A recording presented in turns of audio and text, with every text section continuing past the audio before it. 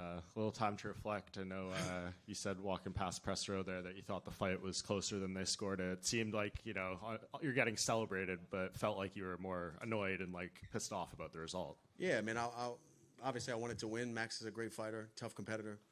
I just felt, being inside the eye of the storm, it felt a lot closer to me.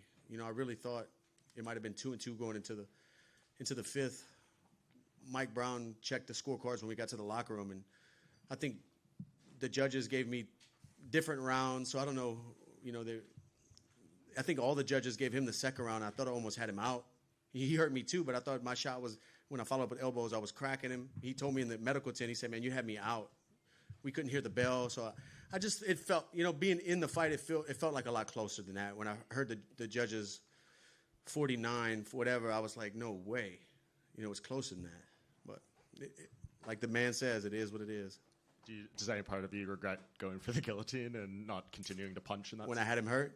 Yeah. Nah, never. Had to do one last one. One last one. And damn, I really thought that was going to be the one, man. I had him hurt, but he rolled to his back, and I just couldn't control it. Yeah. And any more immediate thoughts about what you could have done different? I know that'll evolve over time as you watch it back. But I felt like, going into the fifth, I thought it was close. I thought it might have been 2-2. So winning the fifth, I could have put myself in harm's way a little bit more. Maybe I would have got finished. Maybe I would have finished him. I could have took more chances in the fifth. But up until that point, I was playing it. I was trying to fight like a professional, be smart. It seemed like he was waiting to counter me with his right hand every time I would come in. But the crazy thing is he never threw it. But he felt like his footwork and his movement was ready to throw that right hand. So I didn't want to take too many risks getting countered. I didn't want to miss and get countered. And he had already hurt me in the second round. So, man, I fought, and I thought I was doing well.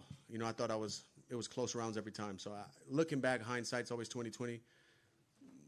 But I thought I fought smart, and, yeah, I tried to win, man. I really did. How does your body feel right now? Because he was kicking you and punching you a lot in the body. Yeah. The shots he was landing with his right hand, those long right hands were hitting the right side of my body. I'm fine. The kicks, though. The kicks on my left side's a little banged up. And I know like the dream scenario would have been get your hand raised, never lose 2 in a row, all those things. Does any part of you digest this and think like it didn't go your way, and that's even more reason that shows like you're making the right decision to walk away right now? No, I thought I freaking competed with the best guy in the world, and I thought it was close. I felt good in there. Cardio felt good. My movement felt good. But and I wanted that. I wanted to go show that I can compete and make it close to where I can say, hey, look, I'm still at the top of my game. I'm going out because I want to. I wanted it to be a war and a drag 'em out fight. And, yeah.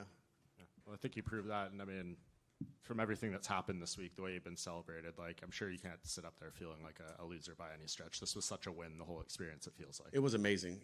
I really felt appreciated this week. And I know I said it a couple times in interviews when people ask me about it. I never look back or look at it on like a third person before this week and say, wow, I did accomplish a lot in the sport, or, I did make people feel certain ways and make people inspired. I didn't think about that, but the love and the outreach this week has been incredible, and I really feel it, I really feel it, and I'm just thankful that people got inspired or people follow my journey, and you can do anything you put your mind to, and that's what I want my story to be. I want people to realize that no matter where you come from, if you believe and work hard enough, you can make dreams happen, because I'm just a kid out here walking out with Lil Wayne, living his dreams, man, crazy, putting on wars, with the best guys in the world.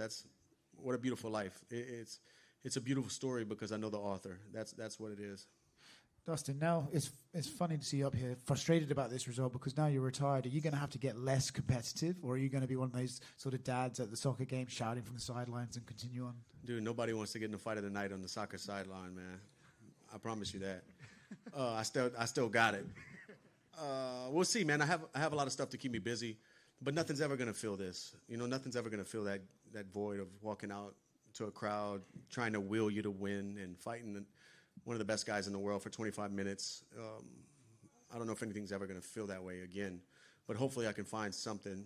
I would love to stay connected to the sport, keep working for ESPN. The sport has given me everything I have in life, and I would love to watch other kids chase their dreams and put my 2 cents in what I think I learned through this decades of doing this.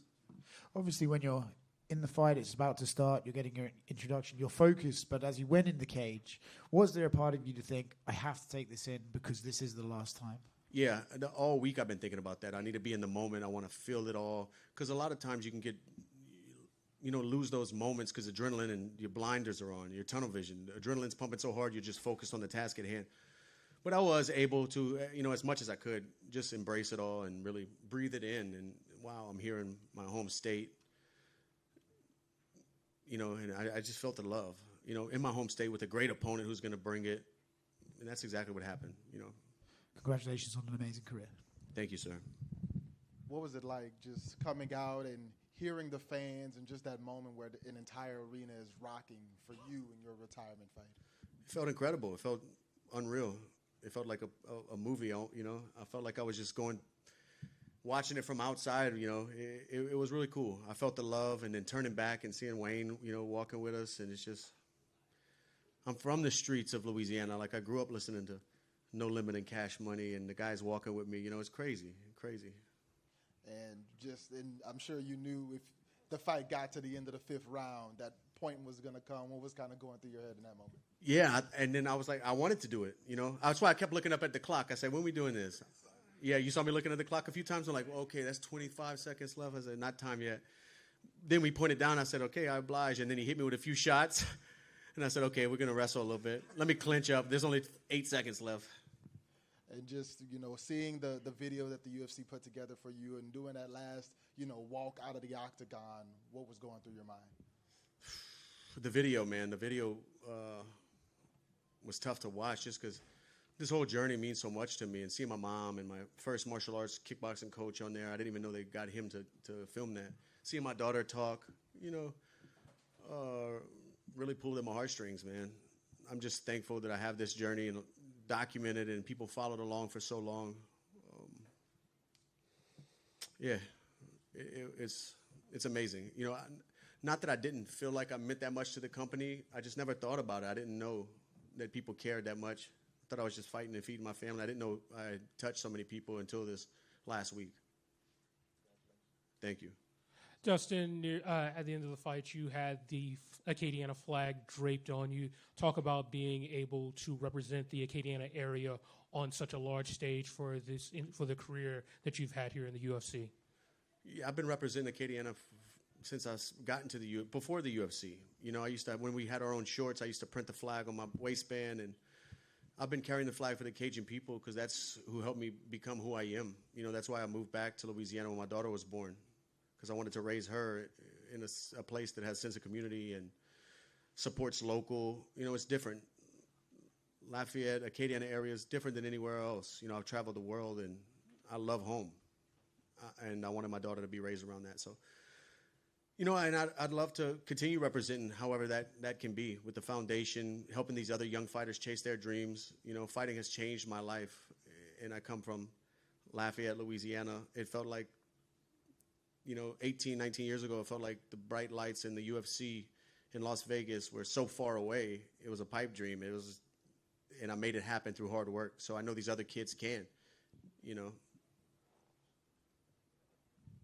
Dustin. What's up, champ? What's up?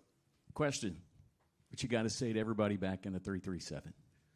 Man, I can't wait to come home. I'm driving home, not flying flying home after a hard fight. I'm driving home. Me and my daughter already got a plan. We're going to watch a movie, pop some popcorn. Nice. Just be a dad. Get back to the 337. I got to fly in with my team Saturday a week ago before driving here to New Orleans. So that was kind of nice. We had a few days to kind of decompress before fight week started. And I was gone 9 weeks, almost 9 weeks in South Florida training for this fight. So I just want to get home and be a dad, put on some long white socks, barbecue something, cut my grass, get back to normal life. And what bourbon are we drinking to celebrate the retirement? Man, we got to see. Probably Rare Stash. We got to see. There we go. Maybe some Blantons. I don't know. All right. Thank you, champ. Congratulations. Thank you. Dustin, is there a part of you that is more excited to, lay these gloves down and get back out in the community? I know you're going to have the backpack drive next month, and I know that's a big part of your year, getting to help all these underprivileged kids in the Acadiana community. I'm sorry, what was the first part of the question? So, are you excited to enter this next step of your life where you can really put your focus into the community and your family and your personal life? Yeah, I got to, I put fighting such a selfish sport, I put so many things on hold to chase these dreams and do these camps, and I just want to get home and get on a normal schedule with my family, get the backpacks. I have such a great, incredible team and community back home. The board of my foundation and family, friends, they all went in the warehouse when I was in camp and packed these backpacks, maybe 1,400 backpacks filled with school supplies. They did it all, and I wasn't there, and it's amazing that the foundation has grown that big. And August 5th, we'll set it up, first come, first serve, and get the families who need the school supplies so the kids can have everything they need for the school year. That's important to me. I just don't know what it's going to take to keep this thing going as strong as it has without this fight war memorabilia, because I've been auctioning off every fight and using this platform I have, building these fights to represent Louisiana and be a megaphone for the people whose voice isn't heard.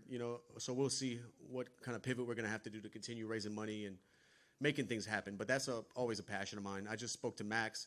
He's involved with some stuff in Hawaii that he helps out. So I think we're going to link up and try to do something big. Just keep this going. Keep fighting the good fight. Trying to leave the world a better place than you found it. That's the goal. Finally, as a homegrown kid, I know you've probably been over to this arena on a number of occasions. Do you think that anything that you've seen here in the past compared to the level of volume that you heard tonight from everybody here in Louisiana? I didn't hear the second round. I didn't hear the bell at all. Zero. I think my coach said I was still throwing elbows and punches, and the door was already open. They were coming in the cage. I couldn't hear anything. No, it was crazy. It was crazy in there. Even before Max walked out, when they were still finishing my walk-in, it was like I couldn't hear my coaches talking to me, and they were standing right there on the cage in front of me. It's amazing. I love the support. But yeah, I've been to this arena a few times. Thank you, Dustin. Dustin, straight ahead. First of all, congratulations on an amazing career. As someone born and raised in Louisiana, thank you for being not an advocate just for the MMA, but for Louisiana also. And I got to ask, with everything going on this week, how were you able to just kind of focus on the fight once you got in there? It's tunnel vision. Like I'm just muscle memory. Once that door locks and that bell rings, it's go time. I'm not thinking about anything else. The distractions more came this week, not fight night. It was more this week of people reaching out and all the interviews and trying my best to represent the state of Louisiana and talk about what we have going on in the culture here. Just getting pulled a lot of different ways, but fight night felt like any other fight night. It was a lot louder, and I felt the love, but it was no distraction at all. And finally, with all the kids in the stands, what piece of advice would you give to the next Dustin Poirier that's out there and was watching you tonight? To chase your dreams, whatever's in your heart. Don't listen to the critics. Don't listen to the outside noise. Really, if you have a goal, if you have a dream, you can make it happen. You really can. If you have the hard work, dedication, you can. Like I said in the press conference, you can move mountains. Things that seem impossible are possible if you really believe and work for it. Anything. No dream's too crazy. Thank you. Hey, Dustin, congrats on a great career. You're an inspiration to all the young fighters out there. I have a question. Can you talk about American Top Team and how it changed you as a human and as an athlete, the people you met, the people you trained together? Can you say something? Yeah, it's a great American Top Team is an incredible gym. I moved there in 2012. I actually I flew out, I spent a week there, flew home, and that same week I was home, I got a U-Haul, packed all my stuff, got a car hauler on the back of the U-Haul and drove there. Just completely left home. I said I need to be here. I need to be training with these guys. Back home I had great coaches, great training partners, but they were like part-time. It was just like hobby for them. When I went to American Top Team, the mats and the coaching staff was filled with people who do this for a living, and I knew I needed to be there. And yeah, I've been there since 2012 with the same guys who are in my corner tonight. It's more than just coaches and training partners. It's family. We've been through so many fight weeks, so many ups and downs, so many celebrating nights, so many crying nights, that we have a bond that will be forever. My last question is, do you remember the moment you first fell in love with the sport, and what would that young Dustin Poirier think about the person that's sitting right there on the stage? Yeah, I remember I started boxing when I was like 17. Then I started fighting MMA when I was 18. And I just remember falling in love with the one-on-one competition that I couldn't point the finger at anybody but myself if something went right or wrong. And I just love that, because I always feel like I can count on myself. And, I fell in love with it from an early age. And if I can talk to that kid, I would tell him it's going to all be worth it. It's going to all be worth it in the end. Thank you. You're a legend. Thank you. Thank you, man. Dustin, thank you for your career and for the fight tonight in the back here. So this was your last fight, but kind of going off that last question, I wonder if you have any recollection of your first fight. And I'm not necessarily talking about UFC or professional fighting. I'm saying any scrap in the schoolyard, anything that first kind of had that impact on you. Oh, I got a bunch of those. I don't know the first one. Is there one that sticks out? I remember my first mixed martial arts fight ever. I don't. One does. My nose is bleeding a little bit. One does stick out. My wife just. I remember it was in middle school. My wife just transferred to the school I was at from a different school, and it was like one of her first weeks at the school. I got into a fight, and I smashed the kid's head on the bricks, and his teeth went through his lip, and I got arrested and stuff, and she told me she went back home. We didn't know each other at the time. She told me she went home and told her mom that, like, some kid got arrested and all that. But I married her, so she married me then, so, yeah, it worked out. Thank you. Dustin, over here. Your wife, Jolie, has been by your side forever. What type of advice did she give you when she drove you to your first fight, and how has that advice changed? Dude, I don't even know why I didn't have a car then. I might have been in between cars, and my car just broke. She had a car. She drove me to Texarkana from Lafayette, Louisiana, and I fought in a rodeo arena over there. She didn't know what I was doing. MMA wasn't really that cool back then. She was just supporting me. She was just supporting me chase my dreams. And, yeah, I would wait for her to get off of work to use her car to go to the gym. I would ride a bike to work, and me and my wife been through it all at a young age. Dustin, 15 years ago during the filming of Fightville, you refused to call yourself a professional fighter because you weren't exactly, providing for the family at that time through fighting. And now, on the day that you retire, you accomplished that goal and so much more. How does that make you feel, man? It makes me feel good. Fighting mixed martial arts was a vehicle to get me to a place I could only dream of, to get my family to a safe place. My daughter's college is secured, health care secured. I'm grateful that I was able to do all these things through chasing a dream. I was doing something I actually love to do. It was never work. Even all these years later, getting ready for this one, knowing it was my retirement, it wasn't work. It was doing it out of love and passion. And that's what I'm kind of scared of moving forward, not to have that, to fall back on. The gym fighting was always my safe place. No matter what's going on in my life, I can go to the gym and bleed and sweat with these guys in the whole world. Nothing else matters, So we'll see. Yeah, fighting has been so much to me. Thank you, man. There's a lot of people that love you and appreciate you. I know, especially at ATT in Florida. You'll always have a place over there, man. For sure. Thank you, man. Thank you, guys.